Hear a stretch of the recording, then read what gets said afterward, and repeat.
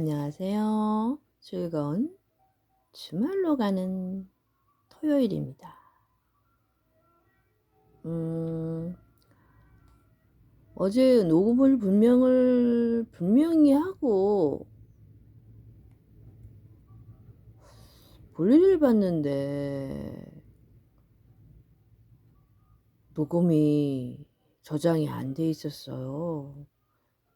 참 신기하죠. 그래서 이제 회답도 안 오고 동영상을 이렇게 해서 올렸는데 2번씩이나 그것도 실수해가지고 2번씩이나 올렸었거든요.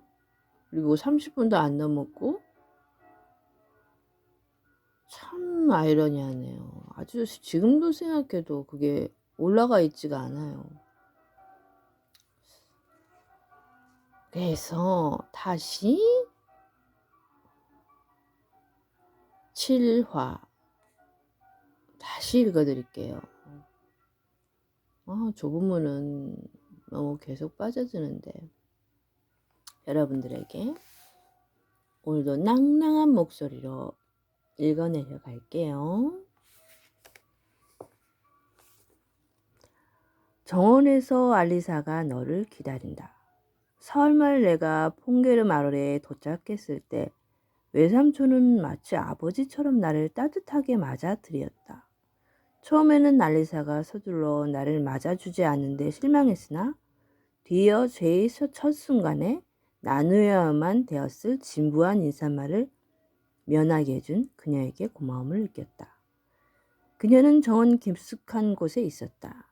나는 매년 이 무렵이면 활짝 피어나는 라일락, 마가목, 금잔화, 외줄리아 등이 꽃 덩굴로 빽빽히 둘러싸인 그 원형이 갈림길 쪽으로 걸어갔다. 너무 멀리서부터 그녀의 모습을 보지 않도록, 혹은 내가 다가가는 것을 그녀가 보지 못하도록 나는 정원이 다른 편으로 나뭇가지 아래 대기가 서늘한 그늘진 오솔길을 따라갔다. 나는 천천히 걸어갔다. 하늘은 내 기쁨처럼 섬세한 빛으로 푸르름을 더했다. 아마 그녀는 다른 오솔길로 내가 올 것을 기다리고 있었던 모양이다. 그녀 가까이 그녀의 등 뒤까지 바싹 다가갔으나 그녀는 내가 가까이 다가오는 것을 모르고 있었다. 나는 걸음을 멈추었다. 지금이 행복 그 자체에 앞서오는 행복 그 자체도 미치지 못할 가장 감미로운 순간인지 모른다고 나는 생각했다. 나는 그녀 앞에 무릎이라도 꿇고 주저앉고 싶은 심정이었다. 나는 한 발짝 앞으로 다가갔다. 그러자 그녀가 큰 소리로 듣고 말았다. 그녀는 수트를 땅에 떨어뜨린 채 얼른 일어나서 나를 향해 팔을 내밀더니 내 어깨에 두 손을 얹었다.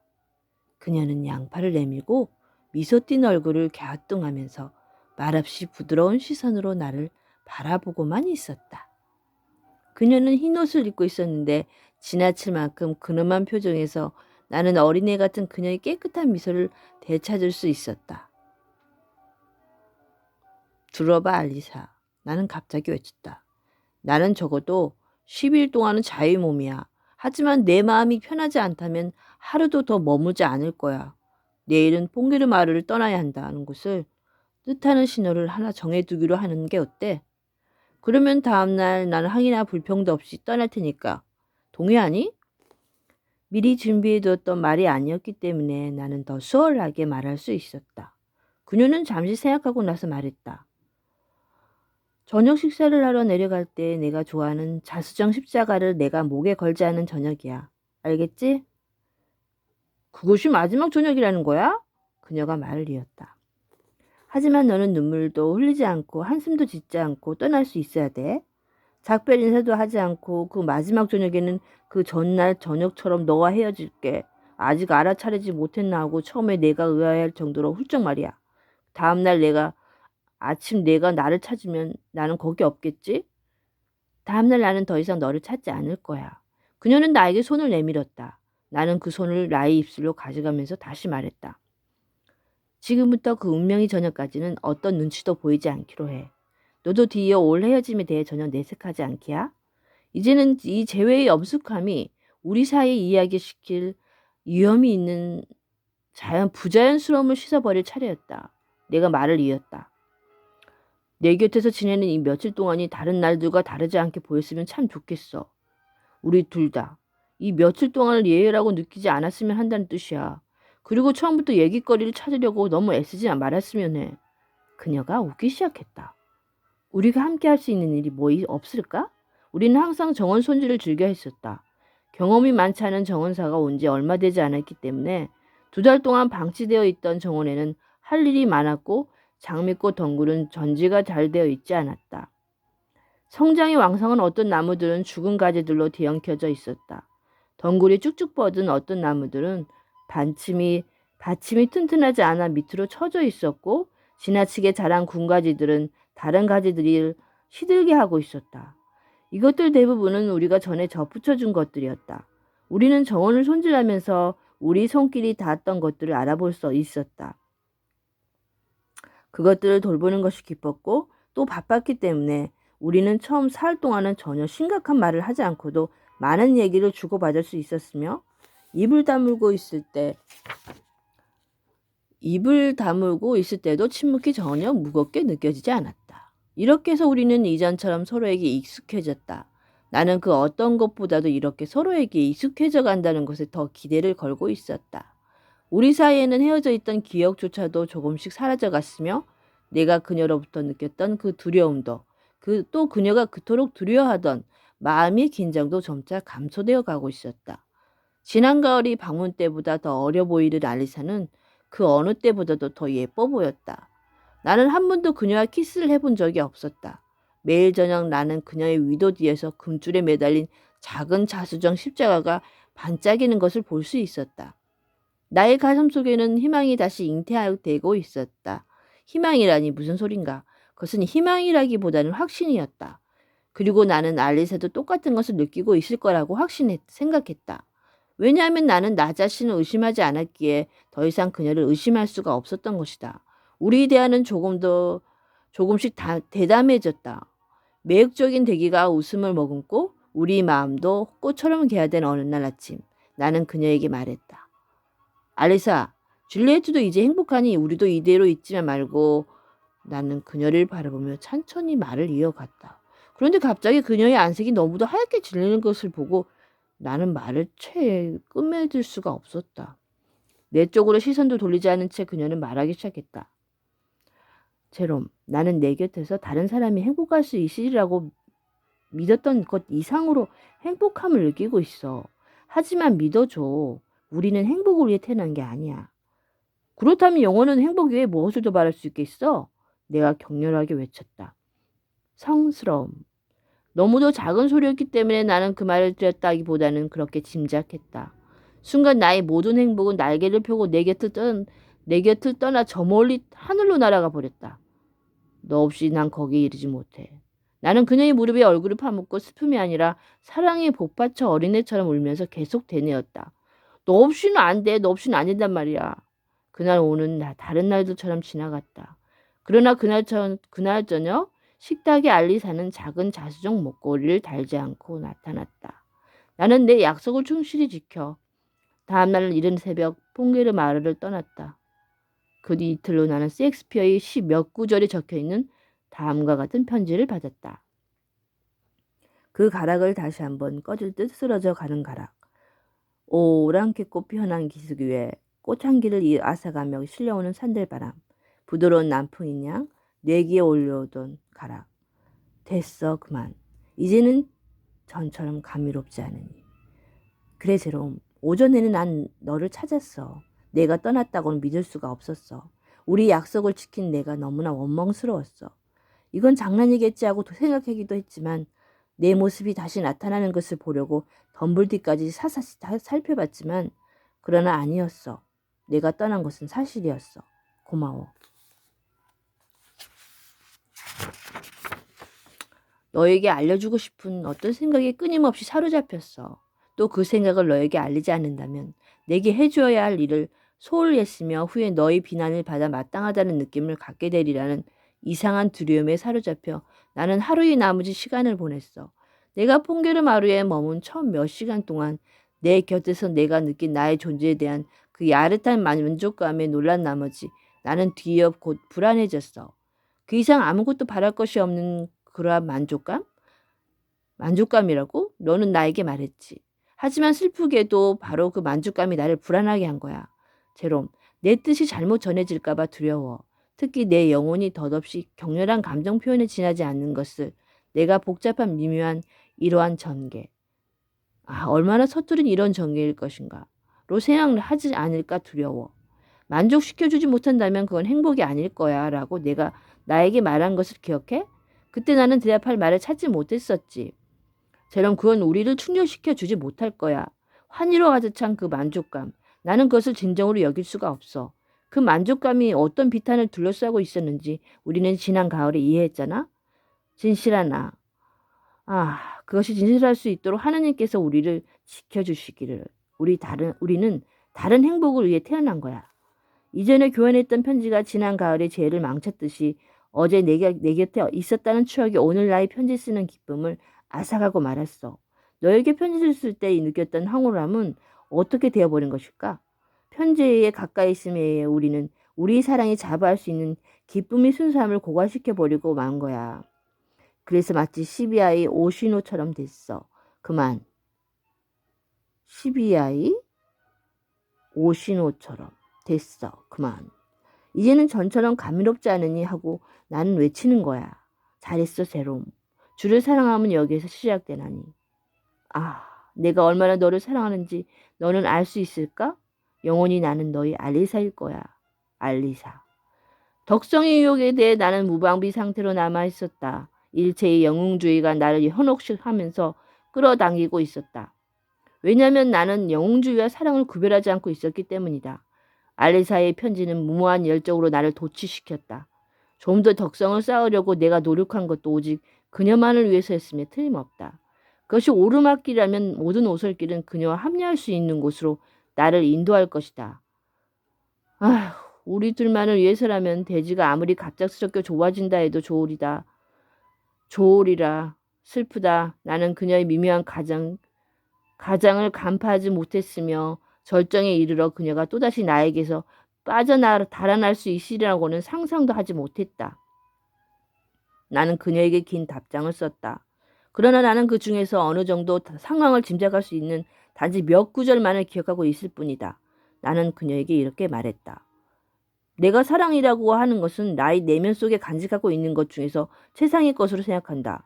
나의 모든 덕성도 사랑에 달려있으며 사랑이야말로 나를 나 이상의 위치로 이끌어주는 것으로서 내가 없다면 나는 그게 평범한 성량의 그 보잘것없는 곳으로 다시 떨어져 내릴 것처럼 보이는 것이다. 아무리 가파른 오르솔길이라도 나에게는 늘 최상의 길로 보이는 것은 너를 만날 수 있다는 희망 때문인 것이다. 여기에다 내가 무슨 말을 덧붙였기에 그녀로 하여금 나에게 이런 회답을 보내게 했던가? 그렇지만 제롬, 성스러움은 선택이 아니라 의무. 그녀는 이 단어 아래 밑줄을 3번이나 그었다.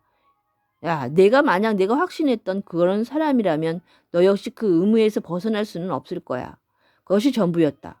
그것으로 나는 우리 편지 왕래가 끝났음을, 아무리 성실한 충고도 지배한 의지도 효력이 없을 것임을 알았다. 그것은 아는 것이라기보다는 일종의 예감이었다. 그러나 나는 애정에 넘친 긴 편지들을 거듭 썼다. 3번째 편지를 보낸 후에 나는 겨우 이런 편지를 받을 수 있었다. 나의 벗이여. 내가 너에게 편지를 쓰지 않으려고 어떤 결심을 했다고는 믿질 않길 바란다. 다만 지금은 편지 쓰는데 흥미가 없을 뿐이야. 그렇지만 너의 편지들은 늘 나를 즐겁게 해줘. 하지만 그렇게까지 내가 나를 생각하고 있다는 것 때문에 나는 나 자신을 꾸짖고 있어. 여름도 이젠 얼마 남지 않았어. 당분간 편지 교환은 그만하기로 하고 9월 말경 2주일을 홍게르 마을에 와서 내 곁에 있어줬으면 해. 승낙한다면 대답은 필요 없어. 너의 침묵을 승낙으로 생각할게. 나에게 답장하지 않기를 바라겠어. 나는 답장을 쓰지 않았다. 어쩌면 이 침묵은 그녀가 나에게 부과한 최후의 시련일지도 몰랐다. 몇 개월의 학과 수업과 뒤이은 몇 주일의 여행 끝에 퐁기르 마을에 돌아갔을 때 나는 더없이 평온한 상태였다. 처음에는 나 자신조차 이해할 수 없었던 일을 이렇듯 간단한 얘기로서 어떻게 독자에게 이해시킬 수 있을 것인가? 그 이후 내가 완전히 무릎을 꿇고만 그 비탄스러운 사건 위에 여기에 무엇을 더 쓸 수 있겠는가? 왜냐하면 지금 와서는 그렇듯 부자연스러운 외관이 가면 아래 아직도 사랑이 숨쉬고 있음을 느끼지 못했던 나 자신을 용서할 수가 없지만 처음에는 그 외관밖에는 볼 수가 없었고 여전히 내 연인의 모습을 되찾을 수 없다고 그녀를 비난했기 때문이다. 아니, 알레사, 그때도 나는 당신을 비난했던 것이 아니오. 당신이 예전 모습을 알아볼 수 없음으로 인해 절망의 눈물을 흘렸던 것이오. 사랑이 낳은 침묵의 개착과 잔혹한 기교에서 당신이 사랑의 힘을 가늠할 수 있게 된 지금, 당신이 앞으로 나를 더 뼈아픈 슬픔에 잠기게 할 만큼 나는 한결 더 당신을 사랑해야만 하는 것이 아닐까? 경멸? 냉담? 아니다. 극복돼야 할 것은 아무것도 없었다. 내가 맞서 싸울 수 있는 상대조차 없었다. 그래서 나는 자신이 비참함을 스스로 꾸미고 있는 것이 아닌가 하고 가끔씩 주저했었고 의혹도 가졌다. 이처럼 나의 비참함이 뿌리 깊은 원흉은 미묘한 곳으로 존재했고 알사 또한 나의 비참함을 모르는 척 능숙하게 꾸며대고 있었다. 그렇지만 도대체 나는 무엇을 한탄할 수 있단 말인가? 그녀가 나를 대하는 태도는 예전에 어느 때보다도 상냥했다. 그녀가 이보다 더 친절하고 상냥한 적은 결코 없었던 것이다. 첫날 나는 그녀의 그런 태도에 거의 속을 정도였다. 납작하게 가다듬어 표정마다 달라 보일 정도로. 그녀의 얼굴 윤곽을 딱딱하게 만들었던 새로운 머리 모양이 뭐가 그리 중요한가? 무거운 색깔이 거친 천으로 만들어 입은 어울리지 않은 그녀의 위도시 섬세한 곡선을 어색하게 만들고 있었던 것쯤이야. 무슨 상관이랴. 그런 것쯤이야 그녀 자신이나 혹은 나의 요청에 의해서 다음 날부터라도 당장 고칠 수 있는 사소한 것이라고 단순히 생각했다. 나는 서로에게 별로 익숙하지 않은 그런 친절과 상냥함이 더욱 슬펐다. 나는 그녀의 그런 행동에서 충동보다는 결심을, 감히 입에 담기도 어려운 것이지만 사랑보다는 외형적인 예의를 보게 되는 것이 더 두려웠다. 저녁 무렵 응접실에 들었었을 때 나는 늘 놓여있던 자리에 피아노가 없는 것을 보고 깜짝 놀랐다. 알레사는 내가 실망한 듯한 표정을 짓자 제롬, 피아노는 수리 중이야 하고 자주 태연한 목소리로 대답했다. 얘야, 내가 거듭 말하지 않았느냐. 외삼촌이 꾸중하는 듯한 어조로 말씀하셨다. 지금까지 그런 대로 칠 수 있었잖아. 제롬이 떠날 때까지 기다렸다가 피아노를 고치러 보낼 수도 있었을 텐데 내가 서두른 바람에 큰 즐거움 하나를 빼앗겼잖아. 아버지, 요즘 피아노가 이 세상에 올려서 제롬도 칠 수 없었을 거예요. 그녀가 얼굴을 돌리며 상기된 어조로 말했다. 그녀는 안락의자 커버에 치수를 재는데 몰두한 듯 한동안 몸을 숙이고 있더니 갑자기 방을 나갔다. 한참 후 매일 저녁 외삼촌이 드시는 탕약을 쟁반에 받쳐들고 나타났다. 다음날도 그녀는 머리 모양이나 옷을 바꾸지 않았다. 집 앞 벤치엔 아버지와 나란히 앉아 그녀는 전날 저녁에 했던 바느질을 다시 시작했다. 그녀 옆의 테이블 위에는 낡은 양말들로 가득 찬 커다란 바구니가 놓여 있었고 그녀는 거기서 일감을 계속 꺼내는 것이었다. 며칠 후에는 냅킨과 시트 등으로 일감이 바뀌었다. 그녀를 완전히 사로잡은 이 바느질로 인해 그녀는 얼굴 표정을 잃었고 눈도 일체의 광채를 잃을 정도였다. 그날저녁 나는 잘 알아보지 못할 정도로 변해버린 그녀의 얼굴에 질려서 알레사 하고 외치고 말았다. 조금 전부터 나는 그녀의 얼굴을 뚫어지게 쳐다보고 있었으나 그녀는 내 시선을 느껴지지는 못하는 것처럼 보였다. 왜 그래? 내 말이 내게 들리는지 알아보고 싶었어. 너의 생각이 나에게서 너무도 멀리 떨어져 있는 것처럼 보여. 아니야, 난 여기 있어. 하지만 여간 주위에서 깊지 않으면 안 돼. 바느질하는 동안 책이라도 읽어줄까? 귀 기울여 들을 수 없을 것 같아. 왜 그렇게 힘든 일을 하지? 내가 하지 않으면 다른 사람이 해야 돼. 그런 일로 하루하루 살아가는 가난한 여자들도 많은데 절약하기 위해 내가 이런 허드렛 일을 매달리는 것은 아니겠지? 그녀는 어떤 일도 그 이상 자기에게 흥미있는 것은 없으며 오래전부터 다른 일은 해오지 않았기 때문에 서툴러진 것 같다고 단언했다. 그녀는 이야기를 하면서 간간히 미소를 짓곤 했다. 그녀의 목소리가 이보다 더 다정한 적은 없었으나 나는 알지 못할 슬픔을 누를 수가 없었다. 나는 지극히 당연한 이야기를 하고 있는 거야. 그런데 너는 왜 그걸 슬퍼하니? 하고 그녀의 얼굴을 말하고 있었다. 이틀 후 내 마음의 거부감은 입술까지도 올라오지 못한 채 오히려 나를 더 숨막히게 했다. 우리가 장미를 꺾었을 때 그녀는 그에서 아직 한 번도 들어가지 않은 자기 방으로 장미꽃을 가져다 달라고 부탁했다. 그러자 나는 얼마나 큰 희망에 부풀었던가. 왜냐하면 나는 그때까지 나의 슬픔을 나 자신이 탓으로만 돌리고 있었기 때문이다. 마치 그녀의 말라만지가 내 마음을 취할 수 있을 것만 같았다. 그 방에 들어설 때마다 나는 감격에 사로잡히곤 했다. 거기에는 알레사를 느낄 수 있는 어떤 아름다운 평온함 같은 것이 감돌고 있었다. 창과 침대 가장자리에 친 커튼이 푸른 그늘, 반짝반짝한 마호가니 가구들, 질서, 청결, 고요함 등 그 모든 것이 그녀의 순결함과 사려 깊은 우아함을 내 마음에 전해주는 것이었다. 그날 아침 나는 그녀의 침대 벽에 걸어두었던 내가 이탈리아에서 가져다 준 마사초, 초기 르네상스 회화의 시초를 확립했던 이탈리아 화가의 2장의 사진을 볼 수 없는 것에 몹시 놀랐다. 그 사진들이 어떻게 되는지 그녀에게 물어봐야겠다고 생각하고 있는데 내 시선은 그녀가 책을 정리해둔 바로 옆에 책장에 머물렀다.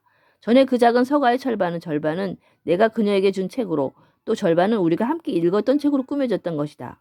그런데 그 책들이 전부 없어지고 오직 그녀가 경물감 위에는 갖지 않았으면 싶었던 통속적인 신앙심에 관한 보잘것없는 책자들이 자리를 차지하고 있었다. 서쪽으로 눈을 돌리자 나를 쳐다보고 웃고 있는 알사의 모습이 눈에 들어왔다. 미안해. 그녀는 곧 말을 꺼냈다.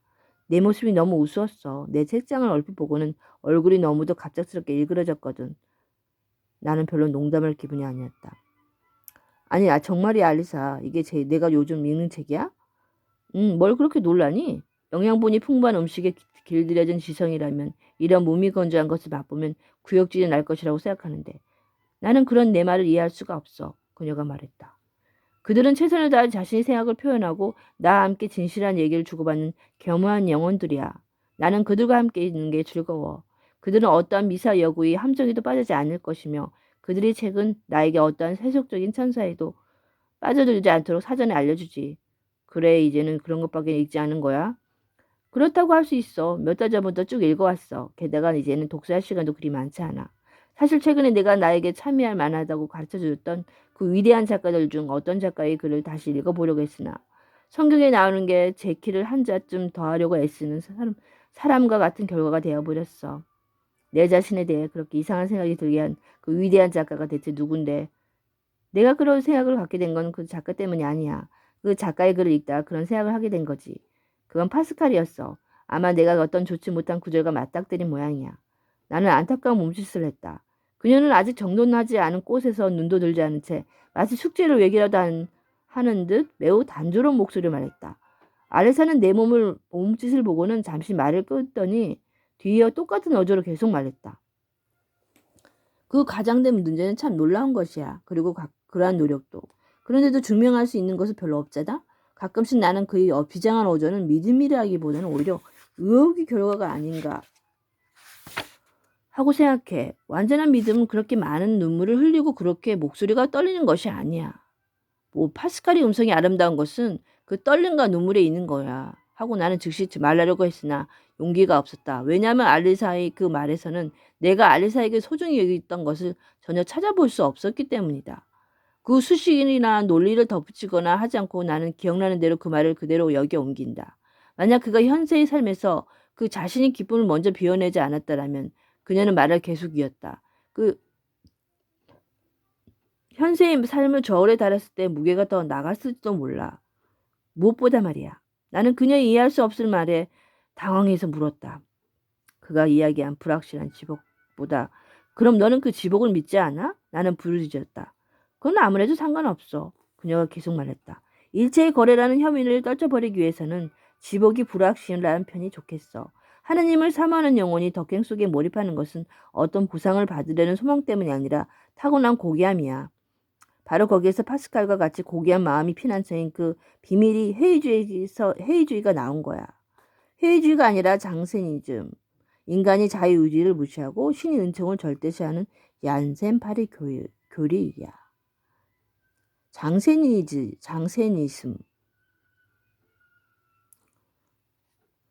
그녀가 미소를 지으며 말했다.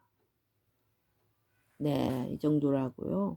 장세니즘이라는 말은 그 인간의 자유를 의지를 무시하고 신의 은총을 절대시하는 얀센파의 교리. 한번 자세히 살펴봐야겠어요. 이 정도로 하고 계속